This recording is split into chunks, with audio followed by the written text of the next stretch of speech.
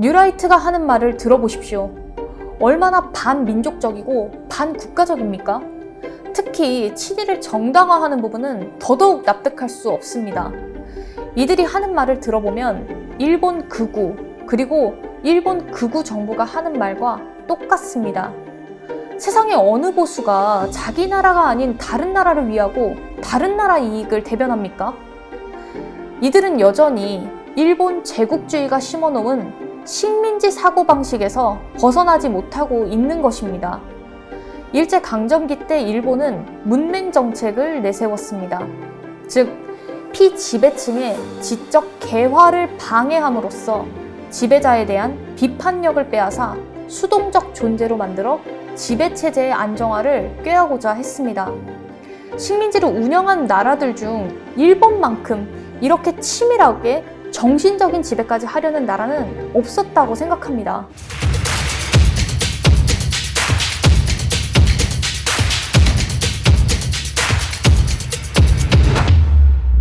윤석열 정부 취임 이후 많은 문제가 있었지만 그중 유난히 이념 및 역사 관련 논란이 심해졌습니다. 윤 대통령은 가장 중요한 것은 이념이라며 이념을 전면에 내세웠습니다.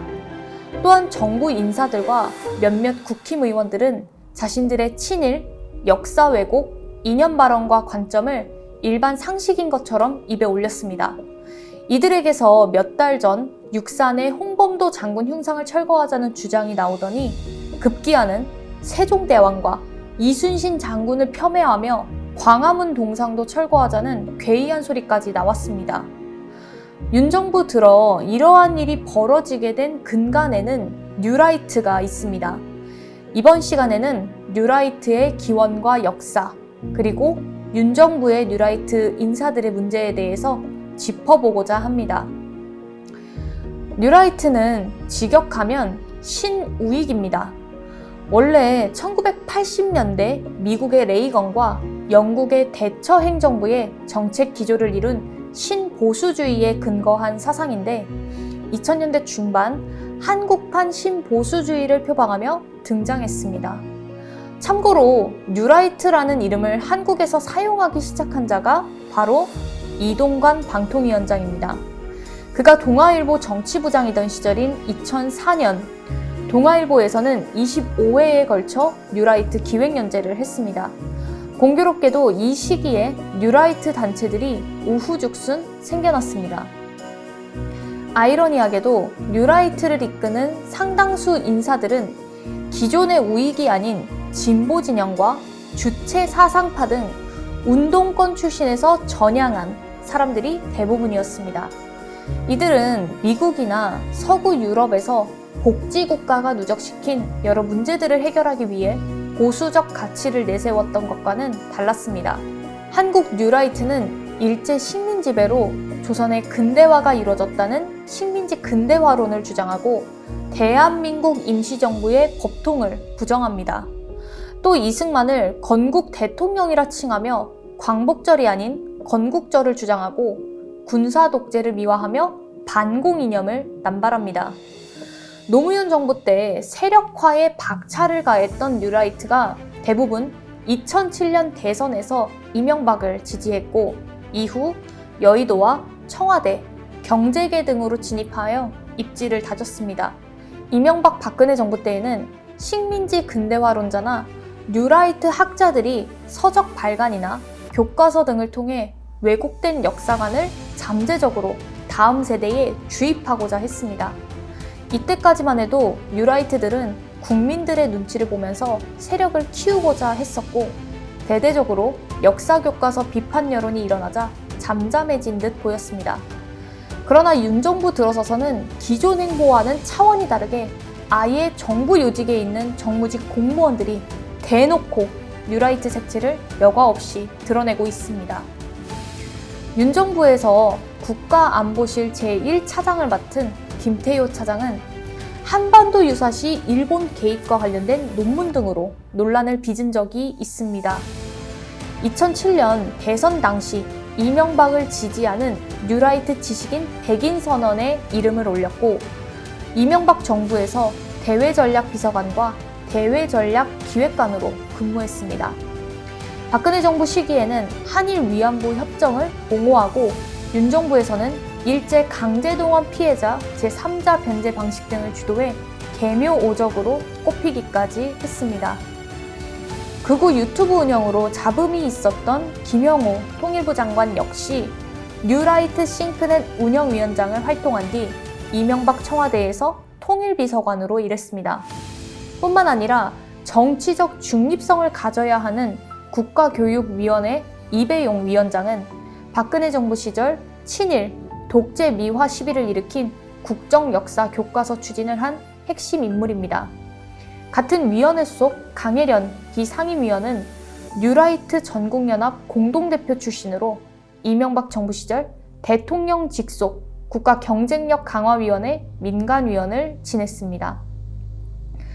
이외에 김광동 진실화해를 위한 과거사 정리위원회 위원장, 한호섭 대통령 비서실 국정상황실장 등이 뉴라이트 성향 단체에서 활동한 이력이 있고 최근 홍범도 흉상철거를 주도한 인물로 알려진 나종남 육사 군사사학과 교수도 뉴라이트 성향의 학자로 분류되고 있습니다. 이 뉴라이트 계열 인사들 외에도 뉴라이트와 똑같은 주장을 하는 정부 인사들과 여당 인사들이 다수 포진해 있는 실정입니다. 그간 뉴라이트는 근거 없는 역사적 해석과 반공 남용 및 북한 관련 극언으로 인해 사람들에게 소외시되고 구태한 것으로 여겨졌습니다. 이 영상을 시청하시는 분들께서도 그렇게 생각하실 수도 있습니다. 그러나 문제는 이런 가치관을 가진 뉴라이트들이 현재 정치 요직에 있으면서 윤 정부의 국정 철학과 국정 운영에 지대한 영향을 끼친다는 것입니다. 또한 뉴라이트는 여전히 우리 사회에서 친일 행보를 하고 이념 논쟁을 조장하면서 정치적 이득을 취하고 있다는 것입니다. 뉴라이트가 하는 말을 들어보십시오. 얼마나 반민족적이고 반국가적입니까? 특히 친일을 정당화하는 부분은 더더욱 납득할 수 없습니다. 이들이 하는 말을 들어보면 일본 극우 그리고 일본 극우 정부가 하는 말과 똑같습니다. 세상의 어느 보수가 자기 나라가 아닌 다른 나라를 위하고 다른 나라 이익을 대변합니까? 이들은 여전히 일본 제국주의가 심어놓은 식민지 사고방식에서 벗어나지 못하고 있는 것입니다. 일제강점기 때 일본은 문맹정책을 내세웠습니다. 즉, 피지배층의 지적 개화를 방해함으로써 지배자에 대한 비판력을 빼앗아 수동적 존재로 만들어 지배체제의 안정화를 꾀하고자 했습니다. 식민지를 운영한 나라들 중 일본만큼 이렇게 치밀하게 정신적인 지배까지 하려는 나라는 없었다고 생각합니다. 이렇게 일본은 조선인들의 민족성과 사상을 파괴하고 말살하여 오로지 일본에 굴종하게끔 만들었습니다. 그렇다면 민족의 근간을 훼손하는 일본의 식민지적 사고에서 벗어나 자주성과 주체성을 회복하는 것이 정상 아닙니까? 그런데 국민들에게 친일을 조장하고 친일 행보를 밟는 뉴라이트는 도대체 무슨 생각입니까? 무지몽매한 한국 수구 보수가 친일을 표방할 동안 오히려 일본 우익은 혐한을 가지고 일본 내에서 정치적 입지를 굳히고 있습니다. 수구 보수가 반일은 안 된다라고 하지만 오히려 일본에 대해 굴욕감을 주어 반일 감정을 조장하게 하는 게 수구 보수입니다. 이런 자들이 보수라고 자칭하니 울분을 토할 지경입니다. 지금은 여러 정치적 이슈에 의해 뉴라이트들의 움직임이 잠시 가려져 소강 상태인 듯 보이지만 여전히 정부 요직에서 건재하면서 도저히 이해할 수 없는 친일 기조를 이어가고 있습니다. 그리고 뉴라이트를 포함한 수구 보수는 정치적 위기가 있을 때마다 혹은 자신들의 정치적 존재 이유를 정당화하려고 할 때마다 어김없이 이념과 친일 그리고 반공 등을 이용하고 남용해 왔음을 기억해야 할 것입니다. 아직도 이에 넘어가고 호도되는 사람들이 있기 때문에 윤 정부에서도 이러한 행태를 계속하고 있는 것입니다. 우리가 이런 수구 보수와 뉴라이트에 대해서 절대 간과해서는 안 될 것입니다. 그리고 항상 이들의 순간순간의 매국 행위를 지켜보고 대항해야 할 것입니다.